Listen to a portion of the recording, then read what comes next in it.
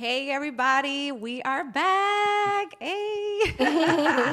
New season, new name, same dope vibes. All right, we're so excited to come back with our rebrand. Y'all all know we rocked with y'all for many years as the Fearless Show, but we definitely have done a rebrand recently because we wanted to focus, just on conversation, on our sisterhood. My sister and I building, a little bit about our story. We just met a couple years ago. Right. We're sisters through our dad's side, so we just wanted to highlight that, and also we wanted to add the word sip because we do have a lot of dope conversations when we sipping on something, right? So we're happy to be back. We're excited. Thank you guys who've been rocking with us. We really appreciate you, and we can't wait to continue to bring you all of the dopeness, that we have been over the past years. So I appreciate y'all very, very much. And today we have such a dope lineup. And first and foremost, we're gonna start off with Trill from Cruise Season. Yes. How y'all doing? Okay. But before we dive in, I just want my sister to also introduce herself for you guys who don't know. Hi, I'm Gigi. Sue Fearless sister, real sister. I love it. I love that. And shout out to everybody who's watching on IG. If y'all have any questions, definitely pop them in. I'm looking at the IG, so thank y'all for supporting. I see y'all popping in here. So we're going to dive in. We're going to talk about relationships. We're going to talk about, all that juicy stuff that y'all all want to know about, right? So any questions, pop them in, okay? Also, it is Black History Month, so shout out, to that. Definitely a lot of people, representing. I want to shout out Arian Simone from the Fearless Fund. She has been going through a lot lately. They've been, they're suing her venture capitalist company because they're saying she's being discriminatory because she's providing funding for Black and brown businesses, okay? So let's stand next to her. Let's support her. And I know she's going to win this. We got this. So, shout out to Black History Month, definitely. All right. So without further ado, if y'all don't know, but y'all should know already, I'm your girl, Sue Fearless. And we're just going to jump right in, okay? Let's do it. All right. So shout out to Trill, okay? Straight from Houston in the building. Texas in the building, man. Appreciate y'all having me. Yeah, for sure. So, like I shared with you, we've been following you for a while, definitely amazing, interesting, thought-provoking conversations. Appreciate that. So, we're very honored to have you here because we definitely wanted to dive in with you and hear in person all of those great nuggets that you've been giving us, okay? Especially the conversations, around men and how men should act, okay? Because we're being biased. Of course. Because we're here, New York is not the greatest place to date, unfortunately. No, it's not. But we're working through it. So we want to make sure that, we wanted to make sure that we bring you in so that you can provide some great insights to our men and women so that they can get along better in this new year. All right? Hopefully I can add to it. Hopefully. Yes. So tell us a little bit about what inspired you and your team to get, shout out to your team as well, to, start the podcast centered around relationships and things like that. To be honest, we kind of stumbled into it, man. Salute to the guys. We used to have a bunch of kickbacks and, house parties and stuff to where it'd be alcohol and spades being played. And all of a sudden, you would just see an argument happening somewhere in the corner. Music go down. And then it gets animated. Oh, bro, tell her what I was telling her. So now I'm involved, he involved, she involved. You got a room full of people just having a big discussion. And then back then, the Instagram stories is like 15-second clips and things like that. So they have people like recording some of the conversation and posting it, and they'll be like, "Man, where's the rest of it at? Where's the rest?" He's like, "Nah, it's not a structured show." He was just, But then one of my bros, who else still part of the crew, he was like, "Man, we need to like really get some equipment and really start like making this thing structured and real, And that's what happened. None of us had no prior experience with equipment, no camera, audio, nothing. We bought it, press record, and just started talking. Right. And then here we are. As we evolved, we just added things, tweaked things, tried new things. And, eventually stuff just started taking off, man. And here we are. I love it. Yeah. I mean, I think that, in a time where, we're kind of oversaturated, with podcasts and stuff like that, y'all are really thriving. And I think the biggest part of it is because of the authentic, genuine conversations that y'all are having. Right. And where it's coming from, right? The spirit where it's coming from. So, we appreciate that for sure. Appreciate it. Definitely. Yes. All right. So I think most of you guys are married, right? Am I correct? Yeah, 3 out of the 4. Okay. Yeah, and then the fourth was married, but he recently got divorced a couple years back. But yeah, 3 out of 4. So let's start off with some relationship talk. So being that you're married, what is most important for you and you think in a relationship, trust or loyalty? Man, that's interesting. I think you can't have one without the other, Right. in my opinion. Trust is everything. Trust is me, being assured that you're gonna act how I need you to act when I'm not there, not only when I am there. You see what I'm saying? So without that, we have nothing because we constantly, checking each other's phones or going through DMs or putting trackers in people's trunks and everything like that. So it's just like, what the hell are we doing if ain't no trust there? You see what I'm saying? So again, I think you can't have one without the other. And unfortunately, a lot of relationships, it's not a lot of trust in it. Nope. That's very It's true. just real. I find that there's very little trust. Sometimes there's a lot of loyalty, but then how do you view loyalty if you can't really trust the person? Just because they're, riding with you and sticking with you, but they're not being honest, then, Yeah. what is your foundation? And that's the Very thing. weak foundation. Yeah, a lot of the loyalty is circumstantial. If we're gonna keep it real, it's a lot of people together because they may not be where they want to be financial wise. If I leave you, my lifestyle changes. My livelihood is tied to you, so I'm gonna be loyal to you until I get on my feet, and then I'm out, or then I'm gonna start wilding. So yeah, a lot of times loyalty is circumstantial. Unfortunately, you see what I'm saying. But that's why the trust got to be there. Right. That's so true. And you know what? I'm glad you bring that up, the circumstance portion, because I'm not going to lie. I'm one of those people that has said, listen, we live in an expensive city. You know what I mean? Find yourself somebody that you could, build with, that you can share expenses with, that you can, because rent is expensive out here, But you're right. Sometimes we can't look at it that way because it's not healthy to stay in a circumstantial relationship. Absolutely. Right. Absolutely. All right. So let's talk a little bit about submission in a relationship. Uh-oh. Yeah, I mean, submission, for one, it's a trigger word, obviously. I mean, a lot of women hear that and think slavery. Right.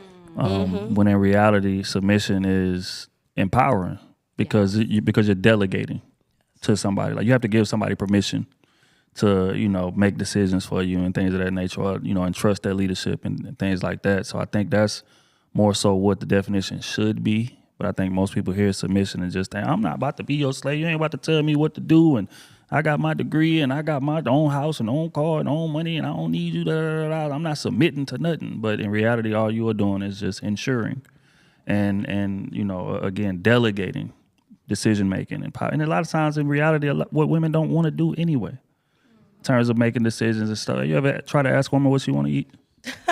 Right. You see what I'm saying? Like, that could be a roundabout conversation. But if she trusts her man and her man know her, then he ain't got to go to her. Hey, baby, I brought some, Chipotle home. I know you like taco bowls and different things like that. Oh, hey, baby, I brought this, I brought that. And that right there just take a lot of pressure off her shoulders. And she can do what she's naturally inclined to do. That is so true. I think also it has to do with the communication portion, right? So if your partner's asking you to be a little bit more submissive, right? Have the conversation. What does submission mean to you? What do you mean by that? And maybe you'll have a better understanding instead of jumping to conclusions and thinking that it is a slave mentality and you're just trying to run my life and tell me what to do and stuff like that. Yeah. Yes, I think a lot of the fear sometimes come from a lot of women choosing the wrong man. Like, they're not choosing men based on leadership. So when that's the case, now it's like, I don't trust your decision making, so why the hell would I put my livelihood in your hands? So I'm gonna have a big problem with being submissive because a lot of women are with guys for the wrong reasons. He handsome, the sex may be good, or he got charisma, or he got swagger, he a street guy, he respected in the hood, whatever the case may be. But this is why I'm with him. But I don't necessarily trust his leadership skills. Like, that wasn't priority in me choosing him. So now that we come to this discussion about submission and come to this discussion about, me following you, I'm a bit uneasy because I don't trust you to lead your damn self. What says you got to lead me? Well, I think the problem is with women that women are grown and told to be so independent and have their own that they have a problem when they get into the relationship with a man where being submissive or letting the man take care of her. Right. So I feel like that's just something that we grow up with as women, and as we get older, we learn like, no, we are queens, we want a king. So what's the king? He's the head. Right. He's the guide. So he's the leader. So I think that comes a lot from that. I agree. It goes back to the circumstantial thing we was talking about. A lot of us grow up in households where the dad not in the home. right? So all I seen was my mama taking care of everything and working her ass off and paying all the bills. And so when I grow up, that's normal to me. And having a man who's willing to be there and willing to lead, like, that's not normal. That's uncomfortable, even if it's healthy. You see what I'm saying? So we're going to buck the system and buck the system and buck the system and just pray that you got a guy patient enough to ride that with you until you're able to loosen those reins. But again, circumstances, upbringing play a big-ass role in a lot of women's lack of submission. They've never seen a man lead in the proper way. Right. Yeah, and I'm glad you brought it back to leadership, because I think that that's one of the main keys. You're right. A lot of, men want to pursue relationships, but they don't know how to lead. Right. And they're not having those conversations on, being vulnerable and talking to their partner about, okay, maybe, show me what, talk to me about what is it that you need, right? Talk to me about your love languages. Talk to me about, what we're trying to build here. Because leadership is important. And I feel like once a woman feels like her man is not leading, that's when we take the leadership role. And that's when we start feeling frustrated and we start feeling tired of taking care of everything, because we don't have that. And on the flip side, I also want to say, like, to your point, G, we were taught to grow up that way, right? We grew up that way. We grew up very independent, right? So I think during that time, we lost a little bit of our femininity, and we kind of became very aggressive, and we became very, like, alpha female. Like, a lot of us call ourselves alpha females, right? I know I've said it many times, Definitely. So I think that we need to be okay with being submissive, and it goes both ways, for the man as well in certain points in their relationship. But I think as women, we need to be okay with being submissive if we have a partner, like you said, that is able to lead and things like that. And we need to, like, fall in our femininity, because I feel like that's what men want from us. If we're telling men what to do all the time, and making them feel bad about themselves and things like that, like, it's just not gonna work. We do it to ourselves with the control. We want to control everything, since that's what we've been doing. As soon as somebody want to come and take control, it's like, oh no, I'm not. So that's the problem. But again, it goes back to the irony is, you said both sides got to do it, man, as well. Like, all it is simply making space for your partner, right? Like, we got to learn how to walk and chew gum at the same time. There's nothing wrong with you being independent. There's nothing wrong with you having your own car and own money. But it is something wrong with you constantly sending messages, whether blatantly or indirectly, that you don't need me here. Right? So again, like, we got to create space for each other the same way men have to. Like, we got to make sacrifices on our hustle and all that too. Like, when we get a woman, when we single, we can grind and hustle 100 miles an hour, stay out all night, do whatever we got to do to get that bag. But when you get a woman, sacrifices got to be made. I can't come in the house and talk to my woman like I talk to dudes in the street or dudes in business or dudes in corporate. So if we got to make sacrifices and changes, y'all got to too. There's nothing wrong with the independence, but just make space for me. That's all. Absolutely. We cannot demasculate our men. That's for sure. Right. 100%. We have to lift each other up. But everything you just said, that all has to do with healing, though. Right? That's true. So we all have to, get on our healing process journey, right? We have to get on that journey to also be able to heal, so that we know how to deal with these type of situations and know how to navigate them in a relationship, because no relationship is going to be perfect. Right? Especially, you're getting to know each other. Especially, I feel like at our age, it gets even more difficult, because we're carrying an excess baggage of trauma, right? So, talk to me a little bit about, you don't have to get so deep and intimate, but talk to me a little bit about some of the things you had to work on as far as healing goes when before you stepped into your marriage. Man, I think the number one thing was learning that there's no space in a relationship for ego, which is ironic, because for a lot of men, our ego is the reason why we are so successful, reason why we are so accomplished in our career or in our hustle or whatever it is that we're doing.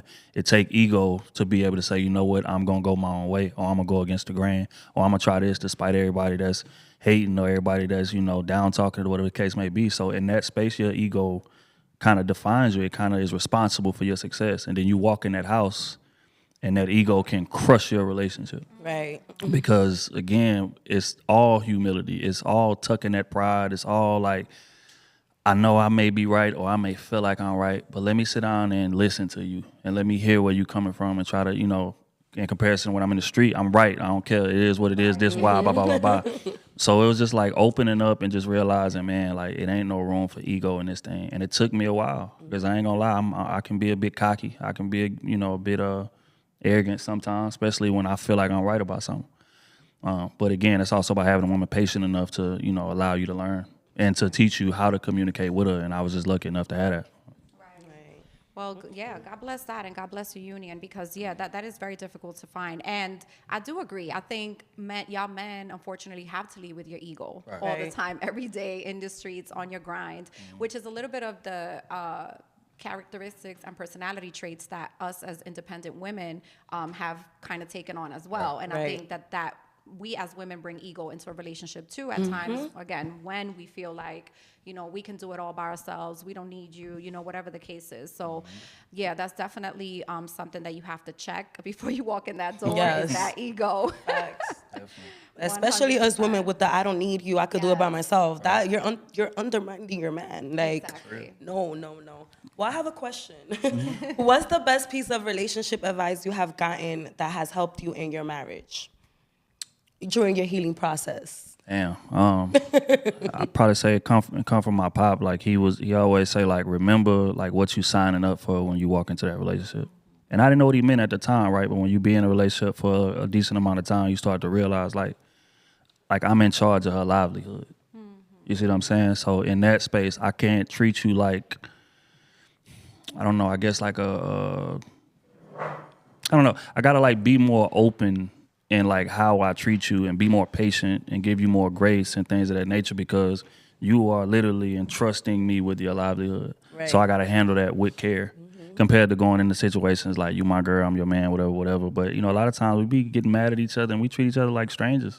Talk to each other like they somebody on the street, and, you know, in comparison to somebody that's going to be my lifelong partner, we're going to be married 40 years. So it's just that grace and, you know, again, remembering what you signed up for, which is to take care of that woman. So do your job. Leadership. Boom. Again, leadership. I think that leadership, and I think again, I have to bring it back to communication, because you know, everything you just saying just makes me think about like when you're going through those moments when you have, you know, disagreements in your relationships, and you know, and whatever happens in your relationships, right? So, but you being able to talk through those things, even if you're still disagreeing, even if you're still, you know, you need time to heal together or apart, whatever it is, but you still having the strength and the patience to talk to the person and work it through, like you said. I think that's one of the most important things. And I think that when you're able to do it that way, you can get further along. Because a lot of the things that we do, because we haven't healed and, you know, we're coming with trauma into relationships, is we tend to just snap, right? We tend to snap, we tend to argue, we tend to, you know, have no boundaries, you know, basically call you out your name and be disrespectful, right? So I think if we approach situations from a way of understanding, giving grace, like you said, you know, I think we will definitely get further. And that right there takes maturity. You know, I think a lot of us go into relationships and we fall more concerned with being right than being heard, right? We need to be way more concerned with being heard than being right, speaking from a male perspective. Because again, when we heard, then we can reach some type of common ground and be on the same page. But when we right, that means we at war. Somebody got to lose. Right. And that's not what you want within your relationship, right? It's far more important to be heard than being right. And you're going to learn it. Everybody watching this, listening, the older you get, the more mature you get in your relationship, it's far more important to be heard than be right. Right. And I feel like communication is very important. I'm also married, and I feel like knowing your partner and communicating is very important, because sometimes your partner needs time to be able to communicate. Sometimes you have differences, and sometimes you just want to fix it right there. No, it doesn't happen. My husband is the type that he'll just walk out, get some air. Before me knowing this and learning this, I was like, oh, you're going to go with the next girl. Oh, you're going to go talk to somebody. And no, I got to first learn my partner, and then we could communicate the proper way. Yeah. I mean, that's tough. That's tough right there. Listen, it took a while. Like, you know, I'm not gonna lie. Like, I'm a super conflict resolution type of person. So I'm always like, nah, let's talk it out. No. Come on, we gotta talk about it. We can't just let time pass. But no, it's healthy to open up that safe space to allow the person to, because we don't all handle things the same way. Oh, right. I may be that person that wants to talk it through. You know, he may be that person that's like, nah, I need some time and space first before I say something I don't mean to say, you know, and things like that. Let me think this through. Right. So, you know, that's the hard part, because you start thinking all those things. And at the moment, you are in your heart, in your mind, you're right 100%. Right. But then once the hours go by, a day go by, you're like, damn, I fucked up. Yeah. Like, it's my fault. Like, you find out where you messed up and you fix it and you keep it moving. Right. But, you know, it's hard. I think it's more important too for men, especially the ones like, your husband. That sound like me. Like I be needing time. Like I don't want to talk about it right there. I need to think about it a little minute. But I think it's important as a man to explain to her the why I need that time. Right. Instead of just, man, I'm out, man. Or just cutting off, going, silent, 0-30, all that. No, just explain to her, like, baby, this is why I need time. I need to think about things. I need to make sure that I'm approaching this in the most productive way possible. Right. So please allow me this time. Yeah, absolutely. I agree with that. Again, it's not easy to do, Yeah, but it's very much so needed. That space is needed for both people that are involved in the situation. So I want to talk for my singles right now. So I'm the type of person that always says, don't put all your eggs in one basket, right? So some women receive it. Some women are like, but I'm not that type of person. And I think it's because they're misunderstanding what I'm trying to say with that, right? So for me, I feel when you're single and you're dating, I feel like if you hone in on just one person that you just meet, you might push the person away because it's been a long time since you've been single. You're in your mid-30s, you're looking for something. You don't have no children yet, you want to build a family, right? So you're going into that situation thinking all those things, you guys hit it off and you're already being a little aggressive, right? And you may push the person away. So I come from that perspective when I say don't put all your eggs in one basket. You meet somebody, you like them, okay.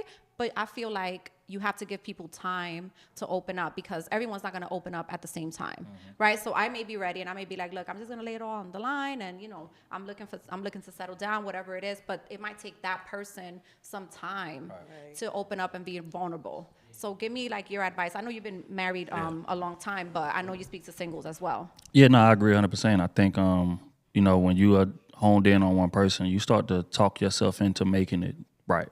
Or talk yourself into making it feel like this is the right thing or this is how I should be doing. When in reality, that person might be lacking things, important things like consistency, communication, things of that nature. But because I'm only honed in on you, I'm going to try to force it. In comparison to if I'm dealing with 2 or 3 people, now I'm doing more comparing and contrasting. Right. I'm analyzing. This person brings that. This person brings that. This person doesn't bring that. Okay, let me get rid of that. And this, that, and the third. But if I'm just on one person, then you're gonna lie to yourself to make it work. Especially if they strong in at least 1 or 2 of the areas, a lot of times shallow areas, that you may like in a person, then we're gonna feel like, you know what, I'm gonna just put my construction hat on and my reflective vest and we're gonna fix the rest. Right. When you should be running, as far away from that person as you can. So, yeah, definitely date multiple people at a time. And then once we get to exclusive level, then, yeah, you can cut the rest off. Okay. I told you I was right. I mean, I agree, but I agree to disagree. Because if you're dating to be with one person, why you have one person and you're still talking to 3 other people? You're not aligning with finding one person. You understand what I'm saying?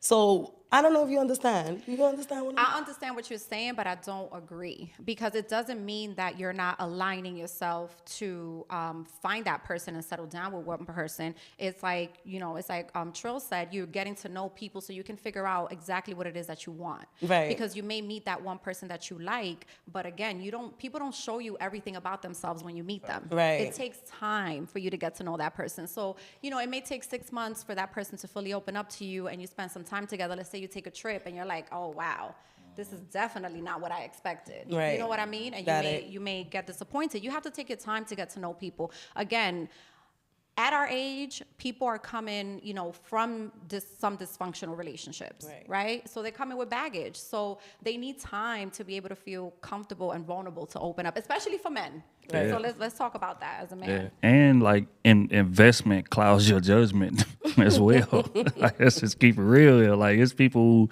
in relationships right now that's strictly together just because we got 10 years in.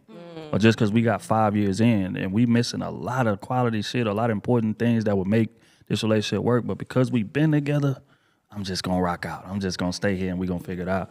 And I think a lot of times, even when you're dating and single, people do that because I'm with this one person and I'm so invested that I'm not seeing shit clearly because I want to make it work so bad. Yes. Yeah. And then we tend to start, if we don't like what we see, trying to change the person, and that's when it makes it toxic and things like that because you've put that investment in, right? So, yeah, I think we need to stop doing that. Sure. And not put all our eggs in one basket. And also, when you're dating, think about yourself and think about, your personality traits, right? Think about what you're bringing to the table. Think about, if there's any disagreements and things like that. What have you learned from that disagreement, right? So I think all of those things before you're ready to settle down, I agree. Absolutely. A lot of things have changed since I've been out dating because, sheesh. Madhouse outside. All right. So this is gonna be a little hot question. Uh-oh. All right. Can you love unconditionally if the money doesn't bring you security? No, I don't believe you can love anybody unconditionally. I mean, I think it sounds great in theory, but reality is that circumstances sometimes come up and could make you hate somebody that you once loved, and that's just what it is. But in terms of the finances, could you ask the second part of that again? With the finances? Yeah. Can you love unconditionally if the money doesn't bring you security? Hell no. No. Especially speaking from a woman's perspective, I don't necessarily think like financial security is damn near at the top of the priority list for most women. Absolutely. Let's just keep it real. So I mean, if you're not where you need to be, then in my opinion, as a man, you shouldn't even be dating. Right. I tell dudes all the time, like broke men should not be dating. We should be focusing on getting ourselves in a position that's comfortable from a financial perspective. But when we not, now we going into relationships and now I need you for our livelihood. I don't think as a man that should be the case. Now I'm not saying go get rich before you date. I'm saying get comfortable within your means. And then that way, whether the woman is here or whether she's not here, my lifestyle doesn't change. And I think once that's the case, then y'all gonna be able to approach it from a way more clear-headed perspective. But if not, if we need each other financially, then we're gonna put up with a lot of bullshit that we shouldn't be putting up with because we trying to maintain that lifestyle or livelihood that we currently have, and that's not healthy. No, basically you have to build your table and walk in with something on the table so you could keep building to that table. Yeah. And women too, just real quick before we go any further. I'm not going to let y'all off the hook. Women too, do not come into a relationship 100% dependent on a man for your livelihood. It's just not smart. People are too fickle. And it's a lot of women who done been down with a dude and she done quit her job and all this, been with him for 10 years, and then y'all break up and you got a 10-year gap in your resume. You ain't got no money of your own, no hustle, no nothing, all to try to make the situation work. No, maintain you come into it. Because when you come into it with your own, then now your head is not as cloudy. And you can see shit more clear. And it's like, okay, I don't belong here. Or this is not headed in the right direction. So I'm going to leave. In comparison to women who come in, hey, my man, they get an allowance from their man and things of that nature. Now, again, I'm talking man, not husband. Marriage is a totally different conversation. There's women coming into it with boyfriends depending on him for, finances. That's just not smart at all, in my opinion. Yeah, no, I agree 100%. I think that, thank you for clarifying that and making that a point, because I do agree with people coming to the table with, some sort of stability. Like you said, we don't have to, run off and go get rich and then come back. Like just some sort of stability that you can bring to the table, because that's very important. There's so many other things that we're going to have to go through, so many challenges, and then to add finances into it, it makes it extremely difficult, and that's where a lot of arguments stem from too. So I think, yeah, absolutely, that's very important. That's why it's so interesting. I be hearing people glorify like marriages. Oh, my grandpa been married 40 years, 50 years. Grandma been married 40, 50 years. A lot of times that relationship probably ain't been happy for the last 25 of them. Right. But because my livelihood is tied to this man, I can't just leave. I don't have a resume. I don't have a degree. I don't, have work history and things of that nature that I can go. And I probably done accumulated 2 or 3 kids. So if I leave, I got to take care of these kids. I got to figure out where my money's gonna come from. And again, this may not be a healthy situation, but it's comfortable. It's normal to me. So I'm going to stay here. And that's what happens a lot of times in those relationships. Because their livelihood was tied to that man, they stayed in a relationship 30 years longer than they were supposed to. It looks great from the outside, but on holidays and shit. But then you go over there on a regular day and they sleeping in separate rooms and barely saying 5 words to each other. They're not happy. Living miserably. Yeah, that's not cool. That's not cool. So I want to get some more questions in. If trust is broken in a relationship, do you think it can be restored? It can be restored somewhat. It would be similar to like us having like a sheet of paper, printer paper or something, and we ball it up. And have you ever tried to straighten it back out after you ball it up? It's impossible. It's never going to be in the condition that it was in before you crumbled it, right? It may be presentable, it may be serviceable, but it'll never be what it was. So I think once you break trust, you got to accept the fact this relationship ain't gonna never be what it was. It's never gonna be the same again. So it's about, can we adapt to what this new thing looks like? And that new thing may be uncomfortable. That new thing may not be, healthy for either of us. So it's about tolerance. But in terms of, can the trust be 100% restored? Hell no. So do you think this goes to let's separate dating someone and marriage? Let's talk about the dating part of it. If there's trust broken, do you think that they can work on it and eventually get into a marriage that's healthy and functional? Definitely, but I think distance is going to have to play a big role in that. A lot of, especially in the dating stage, like once somebody violates trust, like a lot of times distance has to happen in order for it to even be built back up to a serviceable level. Mind you, not the same as it was, but a serviceable level. And also depends on each person's threshold. Because one violation to you might be the deal breaker, but for you it's like, okay, we can work through it, whatever the case may be. So it depends on those people's threshold, but likelihood of it being worked out when y'all dating in comparison to marriage is night and day, in my opinion, because it's not as much investment in dating. So I have something to add to that. So I feel like men feel more strongly, as what you share. Men feel more strongly in agreement with you, because I feel like women go through so much that we're very forgiving at times, and we forgive a lot of things, and we're able to I guess we may think we're tucking it in the bag, but it still pops up in certain times when we have arguments. Right. But I feel like we're very forgiving, and I feel like for us, we give a lot of chances to be able to move forward.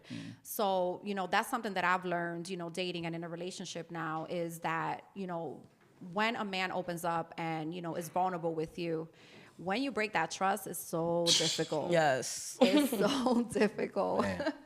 Good luck. So difficult, yeah.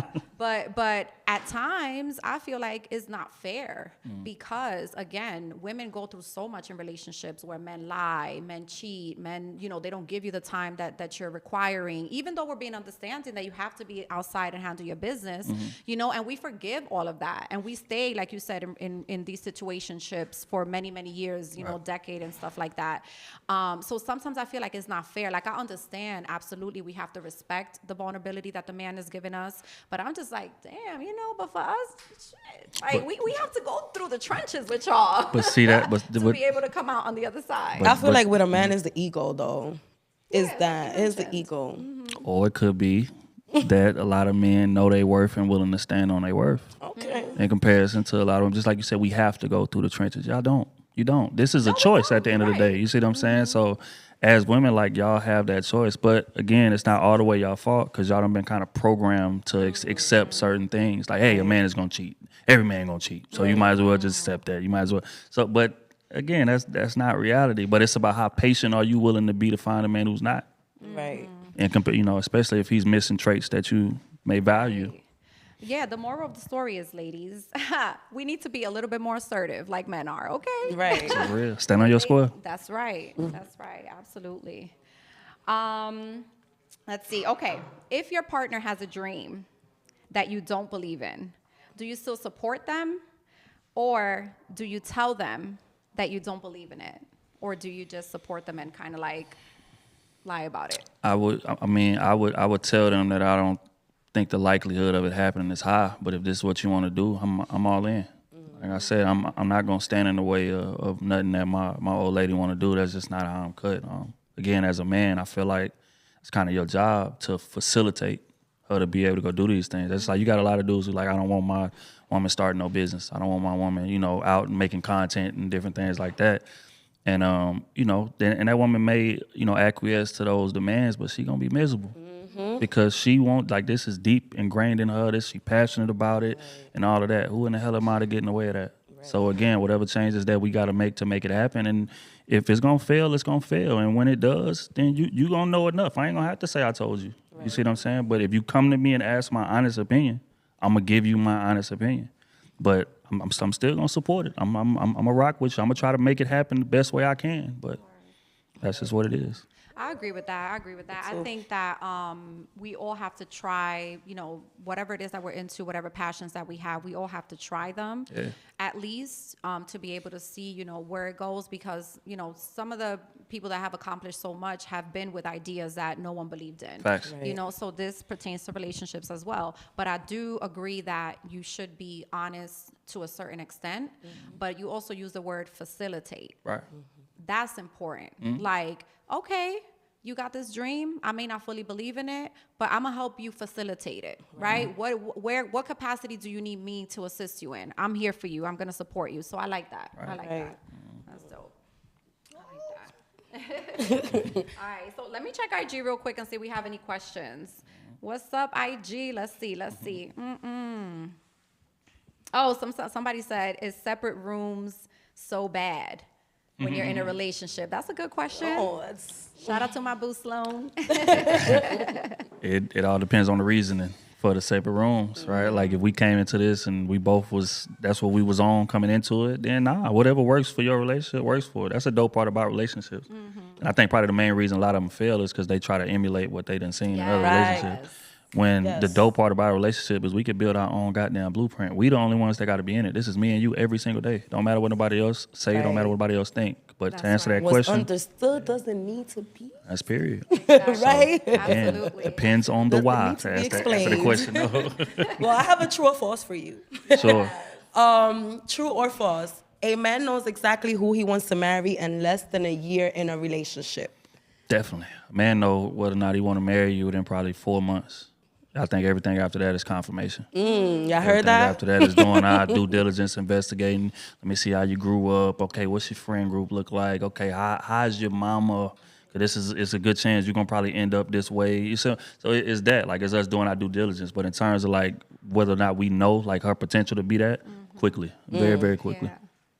I love that. I love that because I feel like us women needs to be a little bit more assertive like that. Like we need to look, when we get into a situation, we meet somebody, we need to look at what they value, how they treat, their mom, their family relationship, things that you value. Like do they align, and make those decisions? Because again, I feel like we're forced in these situations that we just know it's not going to work out, but we're just still trying to force them because we're in that space where we're like, all right, the clock is ticking, like I want a family, I want this, whatever it is. And this is not coming from a judgmental place at all. I just think that I want all of us to be happy, all of us women to be happy, and stop being so, just heartbroken and just putting so much emphasis on being fulfilled by a man. Yeah, because whether we like it or not, like upbringing is gonna bleed into our relationship. Right. So that's just what it is. Like even like as men, like when I'm analyzing a woman, like I want to make sure, like, do you have a healthy relationship with your dad or with men? Period. Like, do you respect men?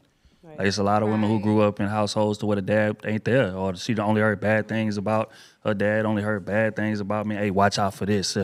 Man is only out for one thing. Man trying to da. So she out navigating the world with just a complete lack of trust for men. Period.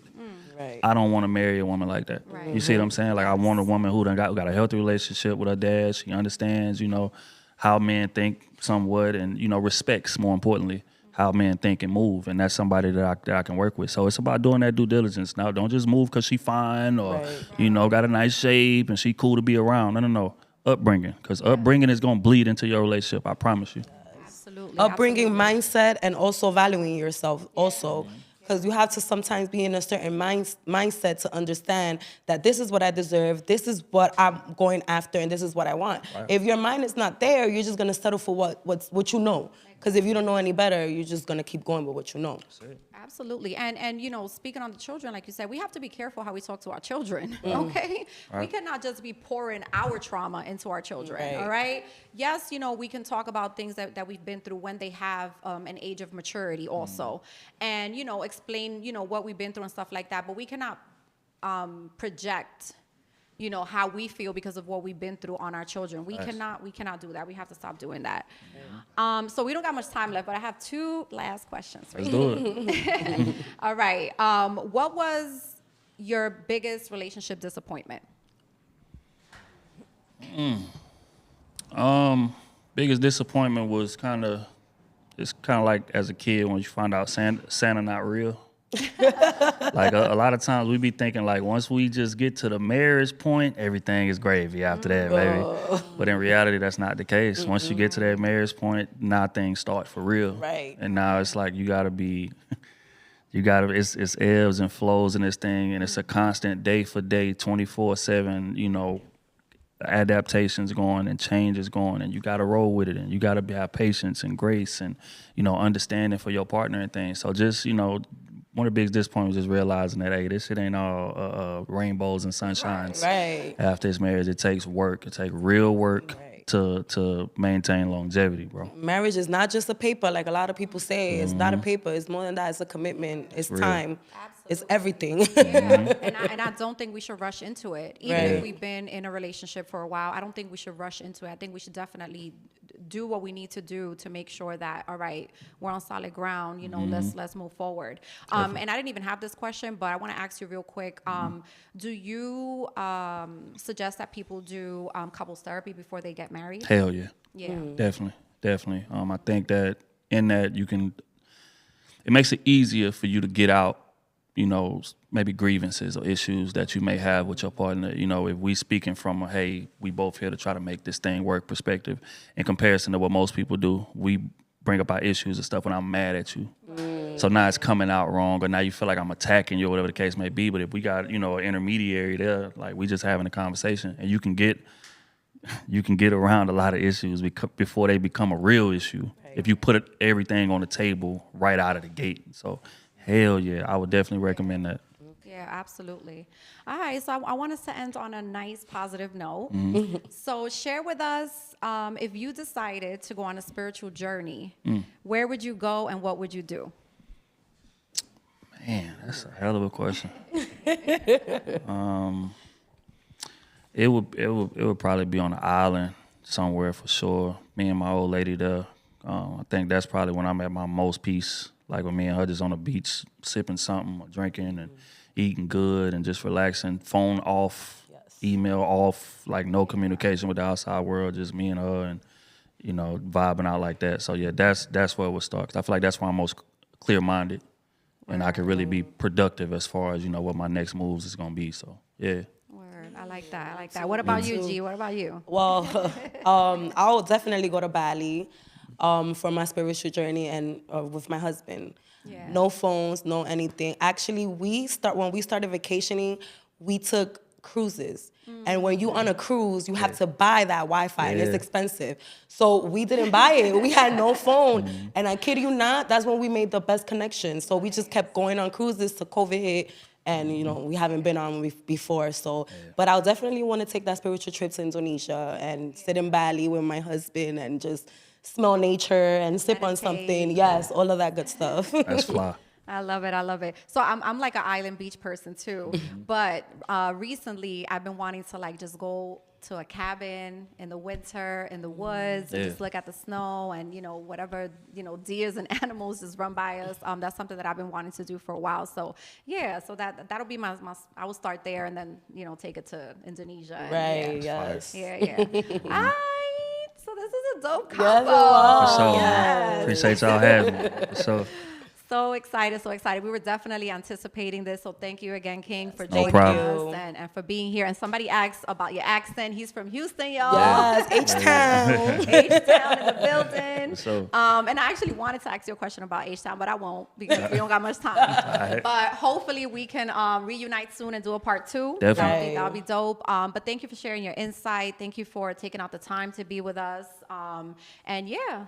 I appreciate it. Hey, man, likewise, man. Y'all done been nothing but hospitable to me since we've been here. I appreciate it. It's love, man. I definitely want to come back and, you know, do a part 2, man. Dope conversation. Let's do it. And I'll We're gonna share go to your Houston, right, handles. G? Yeah, I'm definitely down for Houston. Let's do it. Yes, we'll go to Do it. Houston too. All right, dope. So everyone, this was episode 1 from our new season, Sip Fearlessly. Hey! Quick, could you share your handle and where they could do. find you? Yeah, the Trill AC, Instagram, Instagram, Crew Season everywhere, Facebook, Instagram, TikTok, YouTube, Crew Season, that's Crew with a K. Make sure y'all tapped in if y'all not, man. Salute to the game. Word.